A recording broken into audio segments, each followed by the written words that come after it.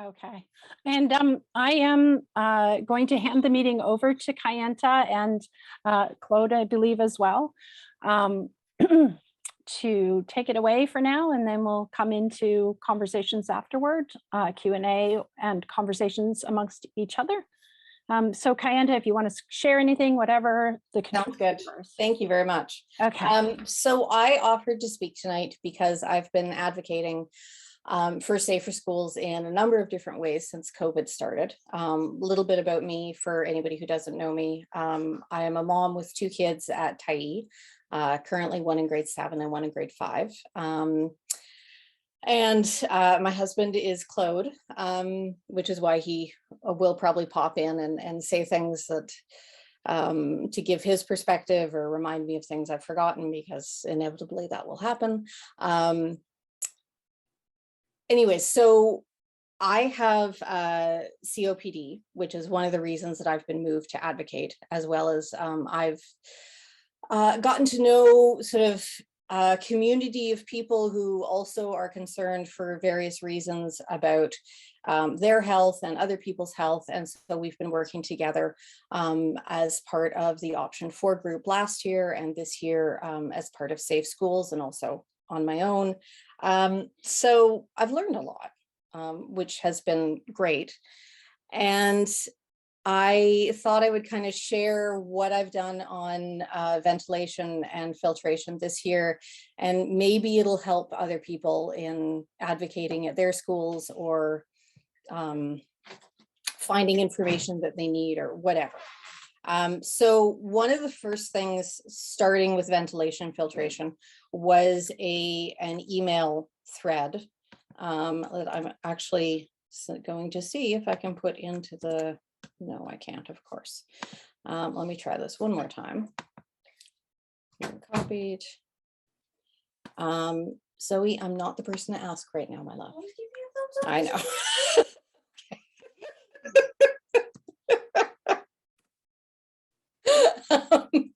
Okay, so that is a link that should go to a document where I got all my emails together between myself and the superintendent and Ron McDonald, who is the director of facilities at Kyenta, VSP. Is it working? Sorry to interrupt. Yeah. You just need to give permission. Oh, just at the bottom for viewers, if you push the share. Yeah. Yeah, I thought I had already done that. But... Yeah, sorry to interrupt. I know it happens. No, that's okay. I'm so glad you that should work. If it doesn't, I'll fix it afterwards and people can read it later. So anyway, so that was sort of the long conversation that we had. And the next thing I thought I'd show you is a PowerPoint that has all of my data. I'm going to open that, and then I'm going to try and share and hope all of my tech works tonight. Microsoft PowerPoint. Share. Allow Zoom. Open. Okay, I'm running into the same problem I had before. Okay, so I think I have an old computer. Claude, I'm coming to you. Sorry, folks. I'll be there in just a sec. Let me just search for it and give me a second.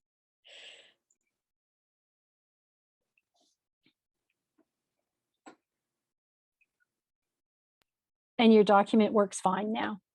Oh, great. Anyone that wants to access that document can click on the link there, and it is open to people to see. Thank you. So the PowerPoint that will come up eventually, thanks Claude for taking care of that, is the PowerPoint that I showed to my PAC. And it was after I had sent, there we go. So it was after I had sent the CO2 monitor to my daughter's classrooms. So I had started with that email chain that I posted, and I didn't really get the full picture of how they regularly collected data on indoor air quality in classrooms. And so I asked the school if they would allow us to, or allow my daughters to bring in a CO2 monitor. which the principal said I have to go back to the district, and then nobody ever got back to me. And I waited a number of weeks, 3 or 4 weeks, and finally decided that I would just go ahead and do it. Because during this time, my older daughter in grade 7 was going to school, but my younger daughter wasn't. And she hasn't been in school all of last year, and hadn't been in school. This was November, early November, and still hadn't been in school this year. So we were sending her occasional mornings. So I sent it in with both daughters, and we found some really good data. Claude, I'm going to ask you to control this, so if you can go to the next one. So what I talked to the PAC about was why indoor air quality is important, how to measure it, what we found so far, and then where to go from there. If you can go to the next slide. So first, I just took them through the basics. Prevention of illness, not just COVID. We're talking about colds, we're talking about flus. We know that a lot of viruses are airborne, that before we had assumed they were spread through droplets, and now we're finding out it actually is through those much smaller particles, through airborne airborne particles. I'm stumbling over my words. As well, higher CO2 leads to worse educational outcomes. So we want to have good air quality for a better educational setting for our kids. So current mitigations in place: hand washing, mask wearing. We have limited ventilation filtration. We're actually lucky in Vancouver because we do have MERV 13 filters in almost all the schools, but not all of them. But vaccinations are unknown. If you want to go, thank you. And so this is a really good graphic. You may have seen it before from Science magazine, showing a graphic of how airborne viruses are transmitted. Showing small aerosols, large aerosols, gives you an idea of the size of the droplets and what we're concerned about how airborne particles can float through the air, thus infecting people who are not within that 2-meter range.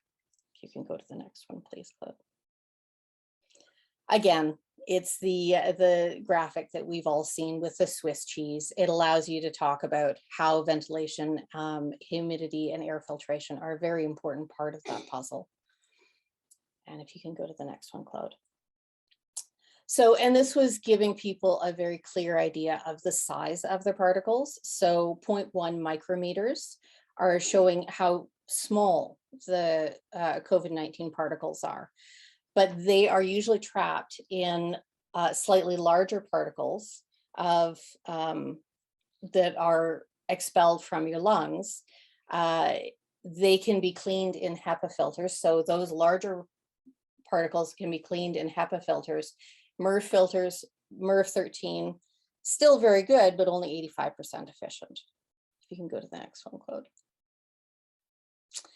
So, and for every, I don't know if everybody's aware, but for every school in Vancouver, they have a small report. This is the one for Tyee.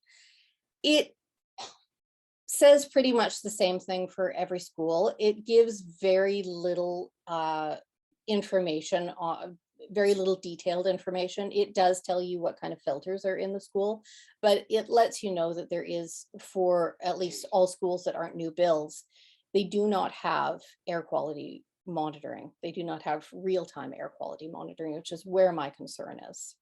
If you want to go to the next one, Claude. So what I did is I brought in an AeroNet CO2 monitor.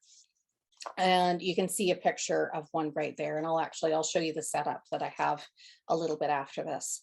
And so it just gave them a quick rundown on, as people breathe out the CO2, it becomes trapped if there isn't proper ventilation to bring in outside air and to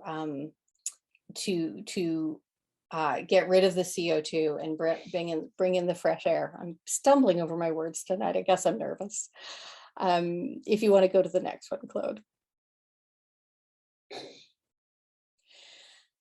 And so this slide was to give the people who attended the PAC meeting an idea of what is the the goal for air quality or CO2 monitoring. You want to be, usually for a pandemic, you want to be around 800. The ASHRAE recommends 800 to 1,000. If we were outside of a pandemic, above 1,000, I think 1,000 to 1,500 is acceptable. If we go on to the next slide, I think we start getting into where we were finding. So I measured 2 classrooms. Div 1 is an unusual layout. It has only 3 walls, and the 4th, where you would have a wall, is open to a hallway. It's open to the library, and that hallway leads to, you know, the main outside, 2 of the main outside doors. So it's got quite a bit of ventilation. It also has a window and a door to the outside. Division 4, my other daughter was attending occasionally, is a portable. It has 2 doors and 3 windows, all on one side of the classroom, all on one wall. Next slide, Claude. So this was in Division 1 with that classroom that is missing that 4th wall. You can see that the range is quite good. First day we're maxing out at 820. The last day is probably the key day, in that it had the best location of the monitor because we weren't actually asking for permission. We did have it hanging off backpacks or sitting on desks, so it wasn't quite so obvious. You see that it does spike up to 1,060. However, I asked my daughter about that, and that was when the entire class was gathered around where her classroom was. So that is honestly pretty amazing. If you've got about 25 kids all in one area near where that monitor is, and it's maxing out at 1,060. That's fantastic. So if you want to go to the next slide, please. And this shows you what the screen looks like. This is the 4 screens for the 4 days. And it shows you what it looks like on the readout on the app on my phone. It gives you a graph, and you can see the little tag there. You know, the last one is 910 ppm. So that shows you at that time of the day, it was 910 parts per million. And then, so this is the intermediate portable. Now, its numbers, unfortunately, were not as positive. The first day, it maxed out at 1,878, and that was right before they went out for their morning recess at 10:30. After morning recess, when everybody came in, the monitor actually got covered by coats. So the readings after that were not as good. Day 2 and day 3, again, it was hanging in the coat area, which is to the far right of the classroom. On day 4, that was the day that she was able to put it on her desk. And that's the day where the most accurate readings showed. Unfortunately, that's also the day that it spiked to 2,183 parts per million. If you want to go to the next one. So, and again, this is the graphs for each day. I provided this data to the district because I wanted hard data for them to be able to see what the findings were in my, you know, not official experiment, but the data that I could find, and why I wanted them to look further into the indoor air quality in the classrooms. If you want to go to the next quote. So that gave them the information. I packaged all of this up into an email. I sent it to all of the trustees. I sent it to the superintendent at the time, the acting superintendent. I sent it to DPAC chair, vice chair, and secretary. And I think I might have sent it to BCC PACT as well. Anyway, so I sent it to those people. I got a quick response from Carmen Cho. I got no response from anyone else except for DPAC. Thank you very much to Vic, who responded, sent it to Ron, and asked a few other questions about portables at Tyee and if the other portables had been tested. If you want to go to the next one, Claude. So, and at this point, this is where I asked the PAC for support. Because I had sent this to the district and to the board and had heard virtually nothing from them, I was asking for their energy to write a letter to go to VSB and the trustees for them to take further action, which they did. We held a vote, and I'm very thankful to our PAC for drafting up a letter. They sent it in. I actually then emailed all of the Vancouver PACs, and about 5 of them sent in letters as well, asking for indoor air quality monitoring, regular indoor air quality monitoring for all classrooms in Vancouver. If you want to go to the next one, Claude. Okay, so yeah, actually, and I should also say that this, you can stop sharing, Claude, thank you. This presentation was put together for the most part. I made a lot of edits to it, but it was originally created by a parent in Coquitlam, Dave Pataki, who, I don't know if you saw, he was in a CBC article recently, and he's been doing a lot of work on Corsi Rosenthal boxes in his school. He was asked to put together boxes. A reporter asked about it, and then the school then said, oh no, we don't want boxes. So there's a lot of back and forth. Anyway, so after the letters that went in, I did reach out again to my principal as well. Finally, I got a response back from Ron, director of facilities, and they went in and did their own testing of the portable. Over a week, they put in a CO2 monitor, looked at what the numbers were. I have not been able to get the exact numbers, but he did let us know after they did their own testing that there was the furnace was not performing up to standards. So they actually pulled it out and replaced it with a stock furnace. And the motor in the ventilator box had found to be failed and was replaced as well over the break. And so we heard that on January 18th, which is not perhaps as timely as I would like, but that tells us that with the ventilation monitoring we were able to do, or the air quality monitoring we were able to do, we actually did find a problem in the classroom, and they were able to go in and fix it. Which leads to, why don't we have this monitoring all the time?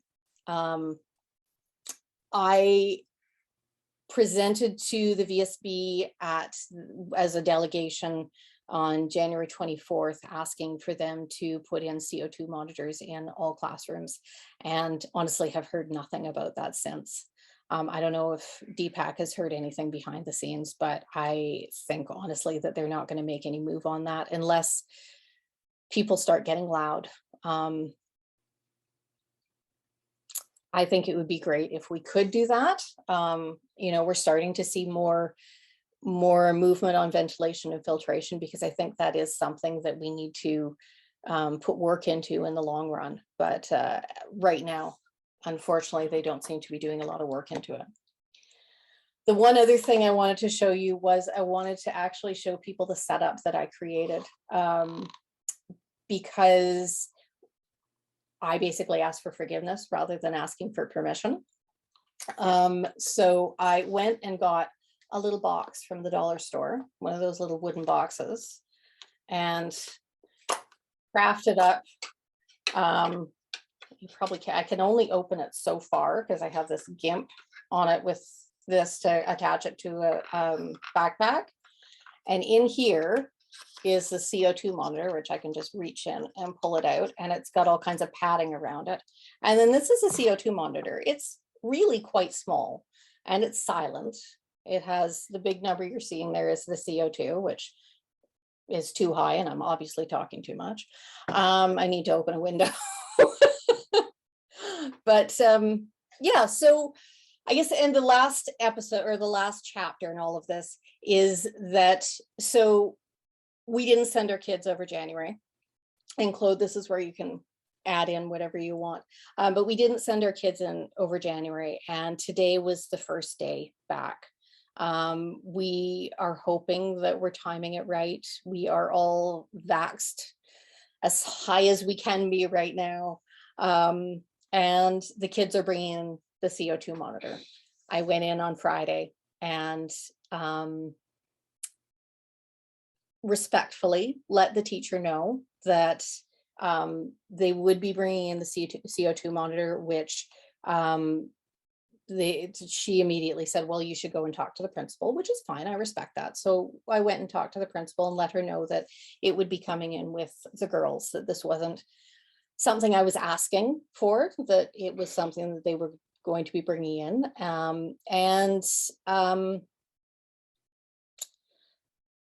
I think there's an expectation that I'm waiting to hear back from them. So we'll kind of see what happens. But there was a little bit of pushback from the community regarding a monitor going into the classroom. And I hear that. However, there is no data that this is recording that can be tracked back to anyone. This is strictly on the back. You can see there's a few holes right there and right there, and that pulls in air, and a very small laser looks at the contents of that air and records the humidity and the temperature and the CO2. So there's nothing that's being recorded that is specific to anyone. So anyways, if anybody is considering bringing in a CO2 monitor or would like any information on advocating for ventilation filtration, I'm happy to connect anyone I can, or share resources and do anything I can to help with that. And thank you. I guess just to add to that, if I can speak, Karen. So yeah, Kyenta mentioned kind of the issue that came up regarding privacy that was brought up by one of the parents in our pack.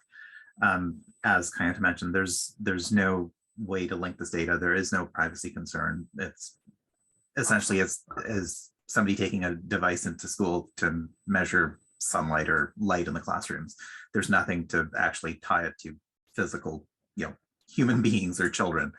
The other issue that the parent brought up was one of equity, which I hear and I understand. And that's kind of the approach that we took at the beginning of, rather than just saying, well, this is something that we're going to do for our children. We try to approach the school board to say this is something that we need to address at a provincial level for all schools, regardless of, income or situation. So if the school actually was able to provide a mechanism to monitor air quality, then this would be something that would be available to everyone, regardless of their situation. Failing that, that's when we kind of resorted to this. It's a question of safety for us. So because the school board wasn't able to address our concerns, it's something that, as a last resort, we took into our own hands. Thanks, Claude and Kyenta. That's a very, you can write a master's thesis now. Do people have questions? Does anybody want to ask Kyenta or Claude anything about what they've learned, or what they're doing, or just open up the floor?